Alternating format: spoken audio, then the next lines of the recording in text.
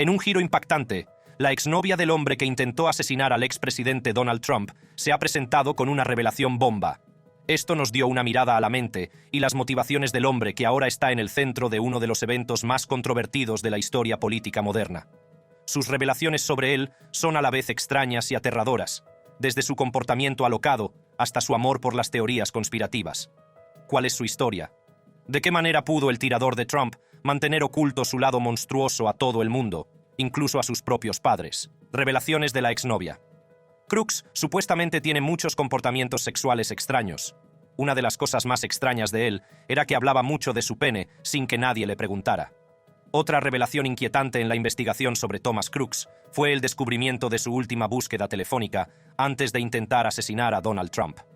Los investigadores descubrieron que la última actividad en línea de Crooks fue la búsqueda de contenido pornográfico. La última búsqueda en el teléfono de Thomas Crooks antes de intentar asesinar a Donald Trump fue uno de los datos más inquietantes de la investigación. Los investigadores descubrieron que la última actividad en línea de Crooks fue la búsqueda de contenido pornográfico. Este descubrimiento fue realizado por la División de Tecnología Operativa del FBI en Quantico, Virginia, cuando finalmente pudieron entrar en el teléfono protegido de Crooks, de 20 años. La oficina de campo de Pittsburgh intentó abrir el dispositivo Android, pero fracasó al principio. Después se lo llevaron a Quantico en un avión del FBI. La búsqueda de pornografía no fue una sorpresa para la policía. La fuente dijo: "No es inusual". Señalaron que Adam Lanza, el tirador de la escuela primaria Sandy Hook, tenía fotos de abusos a menores en su teléfono y que se ha descubierto que muchos sospechosos de Al-Qaeda han buscado pornografía extrema, así como tratados de pureza islámica. Sin embargo, sigue ayudando a los agentes del FBI a hacerse una idea de Crooks. La información sobre la última búsqueda telefónica de Thomas Crooks y su comportamiento tan extraño les ha dado pistas importantes sobre su salud mental y cómo afecta a sus relaciones con otras personas. Su ansiedad y su obsesión por la pornografía también han sacado a la luz las posibles señales de alarma que no se tuvieron en cuenta antes de que se volviera violento. A medida que avanza la investigación, más piezas del rompecabezas empiezan a encajar. Otras revelaciones. A través de su proyecto de supervisión, la Heritage Foundation se enteró de que alguien que iba a menudo a la casa de Thomas Crooks, en Pensilvania, también iba a un edificio cercano a una oficina del FBI en Washington, D.C. Encontraron 9 dispositivos relacionados con el domicilio y el trabajo de Crooks. El descubrimiento del segundo teléfono de Crooks ha hecho que la gente se preocupe y se cuestione lo bien que lo planeó. También quieren saber si tuvo ayuda externa. El teléfono en cuestión, un Samsung Galaxy S10, fue encontrado en el dormitorio de Crooks y contenía contenido perturbador. Su último historial de búsquedas mostraba términos como rutas de escape en Butler, PA, cómo usar una AR-15 y seguridad en un meeting de Trump. El teléfono de Thomas Crooks recientemente hizo llamadas a un número desconocido en Washington, D.C., lo que aumentó las preocupaciones. Mirando los datos del teléfono, se supo que Crooks había estado hablando con una persona desconocida, tal vez un controlador, que le dio consejos y le ayudó a planear el intento de asesinato. Está claro que Crooks no es Jason Bourne para llevar un arma, escalar un edificio y disparar a un presidente. Además, los registros bancarios mostraron que Crooks tenía 3 cuentas en el extranjero, con un total de $1,5 millones en ellas. Estas cuentas, con direcciones en las Islas Caimán y Panamá, han llevado a investigar de dónde podría estar sacando el dinero para hacer estas cosas. Mucha gente cree que Crooks llamaba a alguien del FBI o de la CIA. Ahora, los investigadores están indagando de dónde proceden estos fondos, principalmente para ver si tienen algo que ver con el tráfico de drogas, el blanqueo de dinero u otras actividades ilegales. El hecho de que las cuentas estén encriptadas sugiere que los delincuentes querían ocultar el dinero y evitar ser descubiertos, lo que se suma a las pruebas de que están implicados en una amplia gama de actividades ilegales. Este punto de vista empresarial es muy importante para averiguar por qué y cómo hizo lo que hizo. La investigación también ha encontrado posibles vínculos con personas y grupos de alto perfil, como el presidente Joe Biden, el consejero delegado de BlackRock, Larry Fink, y otras personas vinculadas a Washington.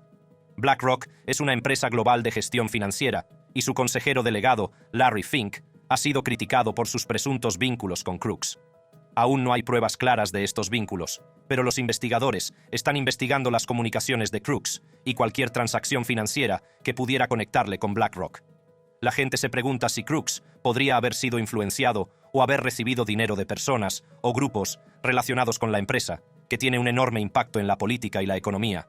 También hay quien dice que Crooks tenía vínculos con gente de la administración Biden. Los contactos indirectos o las conversaciones con agentes políticos en Washington, D.C. son una de las formas en que esto podría ocurrir. Los investigadores están estudiando si Crooks tenía vínculos políticos o recibía ayuda de grupos políticos. También intentan averiguar por qué eligió como objetivo a un político famoso como Donald Trump. Una prueba fundamental descubierta durante la investigación fue la colección de fotos de funcionarios del gobierno estadounidense encontradas en el teléfono de Crooks. En estas fotos aparecían políticos famosos, personal de seguridad y otras figuras populares. Los investigadores creen que Crooks podría haber tenido en mente a más de una persona cuando planeó su asesinato. La selección de estos individuos sugiere una intención más amplia de perturbar o causar daño dentro de la esfera política, que se extiende más allá del ataque a Donald Trump. El FBI todavía está revisando los datos del segundo teléfono de Thomas Crooks para ver si tiene algún vínculo con grupos radicales u otra información sobre por qué hizo lo que hizo. También hay información de que Crooks amenazó con disparar en su instituto 5 años antes de poner al expresidente en su punto de mira. Los criminólogos dicen que esto puede ayudarles a averiguar por qué quería matar a Trump. Su advertencia fue suficiente para mantener a muchos estudiantes de Bethel Park High School en casa durante el día, pero sus antiguos amigos recuerdan que los funcionarios de la escuela minimizaron el incidente en ese momento. Teníamos como este lugar anónimo donde podías publicar cosas o delatar a alguien en nuestras computadoras en la escuela, y él publicó algo como «No vengas a la escuela mañana», y algo más que hacía que sonara como si hubiera puesto bombas en los baños de la cafetería. La mitad de nosotros simplemente no vinimos a la escuela al día siguiente. Yo no lo hice. Pero no se tomó en serio. Nos enviamos mensajes de texto y enseguida se supo que eran Thomas y su grupo de amigos quienes habían amenazado con disparar contra el colegio, explica Vincent Taormina al Daily Mail. El FBI está investigando ahora a Crooks por las amenazas que no se tomaron en serio, sobre todo porque el plan se parece mucho al ataque que llevó a cabo en el acto de campaña de Trump. Según los informes, Crooks hizo las amenazas cuando solo tenía 15 años, que es también el año en que su foto no estaba en el anuario de su escuela secundaria. En esa época, los compañeros del pistolero se metían con él sin descanso, le llamaban solitario y se burlaban de él llamándole el tirador de la escuela. Según sus amigos, tampoco pudo unirse a ningún grupo extraescolar, como el equipo de rifle del colegio. Algunos criminólogos creen que las constantes burlas y la sensación de sentirse solo pueden haber influido en su decisión de abrir fuego en el meeting de Pensilvania. Este chico hizo una prueba para el equipo de tiro, pero no lo consiguió. También le dijeron que no volviera. Debe haberse sentido terrible por eso. Por lo tanto, Crooks puede haber tenido todavía malos sentimientos hacia sus antiguos matones, a pesar de que había estado fuera de la escuela secundaria durante 2 años y había sido aceptado tanto en la Universidad de Pittsburgh como en la Universidad Robert Morris para el semestre de otoño. Es posible que Crooks trabajara sus habilidades de tiro en los meses anteriores al ataque y eligiera un blanco grande para demostrar a sus amigos lo que podía hacer. Es como cuando John Hinckley intentó matar a Ronald Reagan para impresionar a la actriz Jodie Foster. Además, una semana antes del tiroteo, Crooks hizo una aterradora búsqueda en Google sobre cómo fue asesinado el presidente John F. Kennedy. ¿A qué distancia estaba Oswald de Kennedy? Tenía que ver con Lee Harvey Oswald, el asesino que mató al presidente John F. Kennedy desde el 6º piso del Texas School Book Depository de Dallas en 1963. Según la Comisión Warren, Oswald estaba a 265,3 pies de Kennedy cuando le disparó y le mató. Esa es una búsqueda obviamente significativa en términos de su estado mental. Ese parece ser el mismo día que se inscribió en la reunión de Butler. Por esa época, Crooks parecía prestar mucha atención a Trump y a la reunión de Butler. Crooks también buscó a Ethan Crumbley, el famoso tirador del Instituto de Oxford, que era como él, y se hizo famoso por una matanza. El FBI y el Servicio Secreto de Estados Unidos dijeron haber encontrado una foto de Crumbley en el móvil de Crooks. Crooks había estado buscando información sobre el tirador de Oxford y sus padres en Internet. Este conocimiento no sorprendió a Steve St. Juliana, cuya hija Hannah, de 14 años, fue una de las 4 estudiantes asesinadas en el Instituto de Oxford en 2021. Está bastante establecido que todos estos tiradores investigan lo que ha pasado antes, por lo que no es realmente una sorpresa, dijo Steve St. Juliana, quien fue a una marcha en Oxford el mes pasado para poner fin a la violencia armada. Juliana, que acudió a una marcha en Oxford el mes pasado para poner fin a la violencia armada. Él y su hija mayor también forman parte de un movimiento llamado No Notoriedad, que pide a los medios de comunicación que no hagan demasiado famosos el nombre y la foto de los autores de tiroteos masivos, porque eso podría darles la atención que desean y hacer que otras personas quieran disparar. Karen McDonald, fiscal del condado de Oakland, tomó la histórica decisión de acusar a los Crumblies. También advirtió a la gente que no prestara a los autores de tiroteos masivos la atención que desean. Colin King, un psicólogo forense que habló con el tirador de Oxford y compareció en diferentes vistas sobre la cadena perpetua sin libertad condicional del joven, cree que el tirador de Trump buscaba información del caso de Oxford. Tampoco sorprendió a Andy Arena, que solía ser el jefe del FBI en Detroit, oír que Crooks estaba investigando a los Crumbley, dadas las numerosas similitudes entre los dos tiradores. Los dos jóvenes parecen haberse enfrentado a retos a la hora de encajar. El FBI y el Servicio Secreto dicen que se enteraron de que Crooks también buscaba información sobre el trastorno depresivo mayor que padecía Ethan Crumbley y la atención a las crisis depresivas. Ambos tiradores podrían haber tenido problemas de salud mental. Otra cosa interesante es que se utilizaron los mismos tipos de armas tanto en la matanza del Instituto de Oxford como en la del meeting de Trump. Tanto el tirador de Oxford como el del meeting de Trump utilizaron armas que pertenecían a sus padres. Crumbley también disparó en su escuela con un arma que compró su padre. Por primera vez en la historia de Estados Unidos, James y Jennifer Crumbley, los padres del autor del tiroteo de Oxford, fueron declarados culpables de un asesinato masivo en una escuela cometido por su hijo. Dos jurados distintos concluyeron que los Crumbley eran responsables de las muertes porque no guardaron un arma en su casa y no se ocuparon de los problemas de salud mental de su hijo. Fueron condenados a 10 años de prisión, mientras que su hijo fue condenado a cadena perpetua, sin posibilidad de libertad condicional. Acciones y consecuencias de Crooks. El día del asesinato, Crooks fue a un campo de tiro cercano para mejorar sus habilidades. Después de eso, le pidió a su jefe en el hogar de ancianos donde trabajaba como ayudante de dieta que le diera el día libre. Dijo que volvería al día siguiente. En algún momento antes del tiroteo, Crooks buscó a Trump y al vicepresidente Joe Biden en Internet. También buscó los horarios del meeting de Trump en Butler, Pensilvania, y de la Convención Nacional Demócrata en Chicago. También dejó supuestamente un mensaje en el sitio de juegos Steam que decía: «El 13 de julio será mi estreno, observa cómo se desarrolla».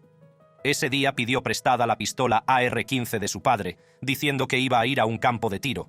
Al padre de Crooks no le preocupaba que su hijo estuviera tramando algo malo porque ya le había dejado usar el arma para hacer tiro al blanco.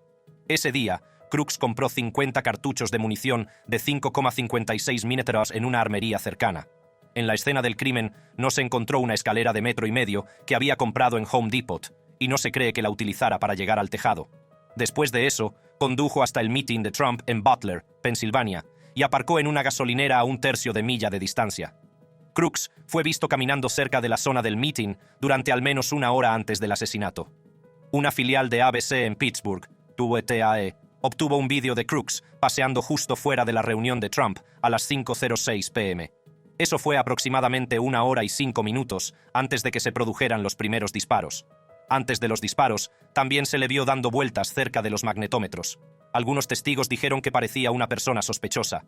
Después, se dirigió a un edificio cercano y trepó por los aparatos de aire acondicionado hasta llegar al tejado del edificio contiguo.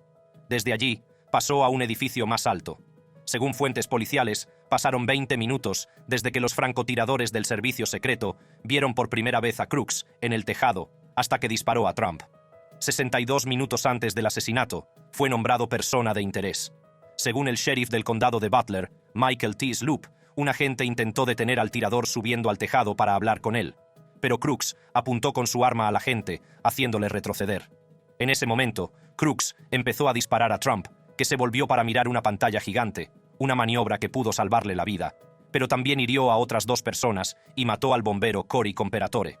Trump recibió un golpe en la parte superior de la oreja derecha. 26 segundos después, un tirador del servicio secreto disparó contra Crooks y lo mató. Trump fue trasladado rápidamente fuera del meeting y al Hospital General de Allegheny para que le trataran la oreja. Al mismo tiempo, los padres de Thomas Crooks, ambos trabajadores sociales registrados en Pensilvania, están siendo investigados más de cerca desde su intento de matar a Trump. Sus trabajos plantean interrogantes sobre los antecedentes de Crooks y las personas que moldearon su vida. Actualmente están cooperando con la policía, aunque no hay indicios de que vayan a ser acusados de un delito por las acciones de su hijo. Esto se debe a que la ley de Pensilvania no suele responsabilizar legalmente a los padres por los delitos que cometan sus hijos adultos, a menos que hayan estado directamente implicados o hayan sido negligentes.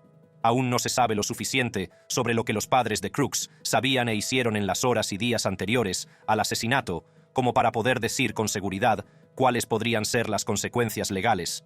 James y Jennifer Crumbley fueron condenados este año a penas de entre 10 y 15 años de prisión cada uno. Y el pasado noviembre, el padre del joven de 19 años, condenado por 7 cargos de asesinato, se declaró culpable de 7 delitos menores de conducta temeraria. El progenitor fue acusado por los fiscales de saber que su hijo suponía un riesgo para la seguridad pública cuando firmó la solicitud de la tarjeta de identificación como propietario de armas de fuego. Aunque el rifle estilo AR, utilizado en el ataque de Trump, era propiedad del padre del pistolero, Matthew Crooks, fuentes policiales dijeron que el rifle fue adquirido legalmente en 2013.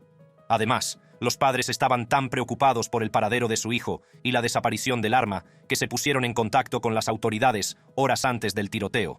Esta actitud proactiva sugiere que desconocían sus planes e intentaban evitar posibles daños, lo que atenúa su responsabilidad en el ataque. Por lo que sabemos ahora, los padres de Crooks probablemente no serán acusados de ningún delito por las acciones de su hijo. Esto se debe a que era mayor de 18 años y Pensilvania no tiene una ley de almacenamiento seguro, que normalmente exige a los propietarios de armas mantenerlas bajo llave en los hogares con menores. Al final, será el fiscal del distrito quien decida si hay pruebas suficientes para presentar cargos. Teorías conspirativas y especulaciones. Tras el fallido intento de asesinar a Trump, empezaron a difundirse muchas informaciones falsas e ideas conspirativas, sobre todo en las redes sociales. Una de las afirmaciones más impactantes fue que el presidente Joe Biden dio la orden de disparar. Algunos legisladores republicanos dijeron cosas que apoyaban esta afirmación, sacando a relucir los comentarios pasados de Biden sobre Trump. Por ejemplo, el representante del Partido Republicano de Georgia, Mike Collins, utilizó un comentario que hizo Biden sobre poner a Trump en la diana como prueba de la participación de Biden. Collins compartió este comentario en las redes sociales y pidió que Biden fuera acusado de incitar al ataque. Pero esta historia es completamente falsa y no tiene ninguna información sólida que la respalde. El FBI ha dicho que no hay indicios de que Biden o su personal estén implicados. Más aún, un reciente frenesí en las redes sociales ha hecho que mucha gente se preocupe por la salud y el bienestar del presidente Joe Biden. Un tuit falso de la estrella del boxeo Ryan García y otros vídeos y afirmaciones en Internet han difundido las historias, que han hecho que mucha gente se pregunte qué pasará con el presidente de EU. No es cierto que el presidente Joe Biden esté muerto. Actualmente se está recuperando de la COVID-19 y ha estado trabajando desde casa mientras permanecía solo. Solo dio positivo el 17 de julio de 2024. Esta información fue hecha pública por su oficina y no hay ninguna prueba sólida de lo contrario. El falso tuit del boxeador profesional Ryan García decía que Joe Biden había muerto. Mucha gente compartió el tuit, lo que dio lugar a más rumores e información falsa. Ahora que el tuit de García se ha hecho viral, ha sido suspendido por compartir información falsa. Además, hay un video en línea que parece mostrar al presidente Biden rascándose la espalda, lo que hizo que algunas personas pensaran que podría ser falso o un doble de cuerpo. Otra persona escribió: "Sus ojos también cambiaron de azul a marrón, pero seguro que es solo ciencia". Sin embargo, se ha demostrado que esta afirmación es falsa, ya que se basó en un malentendido y no hay pruebas que respalden la idea. Los rumores cobraron fuerza después de que la Casa Blanca cancelara repentinamente todas las reuniones del presidente Biden y tuviera previsto hacer lo mismo el resto de la semana. Los usuarios de X también señalaron errores en la declaración oficial de Biden, en la que decía que abandonaba la carrera presidencial estadounidense de 2024, lo que hizo que los informes cobraran aún más fuerza. La preocupación por la salud y la edad del presidente de 81 años aumentó después de que volviera a dar positivo por COVID-19. Por eso eligió a la vicepresidenta Kamala Harris como sustituta. Pero hay que decir de nuevo que los informes de que Joe Biden ha muerto no son ciertos. El presidente sigue vivo. El médico de Biden, el doctor Kevin O'Connor, declaró que el presidente se ha recuperado de la COVID-19 y goza de buena salud. La reciente comparecencia pública y la declaración formal han dado tranquilidad a la gente y han desmentido las noticias falsas. Por otra parte, algunas personas piensan que el atentado estaba relacionado con el hecho de que se dice que el expresidente Donald Trump está en contra del sionismo. Tras el intento de asesinato, se ha producido un aumento del material antisemita. Circulan historias que difunden información falsa, como la idea de que Crooks es judío, o que los judíos acusan a Irán de intentar ocultar un plan sionista. Parece que el intento era falso, porque se ha descubierto otra gran operación de desinformación. Este tipo de ideas conspirativas se están comentando sobre todo en X, la plataforma que antes era Twitter. La opinión de Trump sobre el sionismo, en cambio, es más complicada y a menudo muestra un gran apoyo a Israel. Hubo muchos grandes movimientos de Trump como presidente que fueron vistos como pro-sionistas. Por ejemplo, reconoció Jerusalén como capital de Israel y trasladó allí la embajada estadounidense desde Tel Aviv. Muchos grupos pro-israelíes y sionistas elogiaron estos movimientos, pero otros dijeron que eran malos para la región y que harían que las cosas fueran menos estables. Los ataques pueden haber estado relacionados con la supuesta oposición de Trump al sionismo, pero esto podría deberse a diferentes formas de entender sus palabras y acciones. La gente ha dicho que la estrategia de Trump, de América primero, y algunas de las cosas que ha dicho se han visto como nacionalistas y a veces como una forma de complacer a los extremistas. Esto ha provocado una conversación complicada y a veces acalorada sobre su posición real y las razones por las que la gente le apoya. En esa línea, Tucker Carlson exploró recientemente una controvertida idea sobre el intento de asesinato que dice que Crooks no actuó solo. Esta idea parte de algunos puntos importantes y lagunas en la historia oficial que han contado la policía y el servicio secreto. Carlson se muestra escéptico porque cree que ha habido errores importantes y acciones cuestionables que le hacen preguntarse si el atentado contra Trump fue obra de una sola persona o parte de un complot mayor.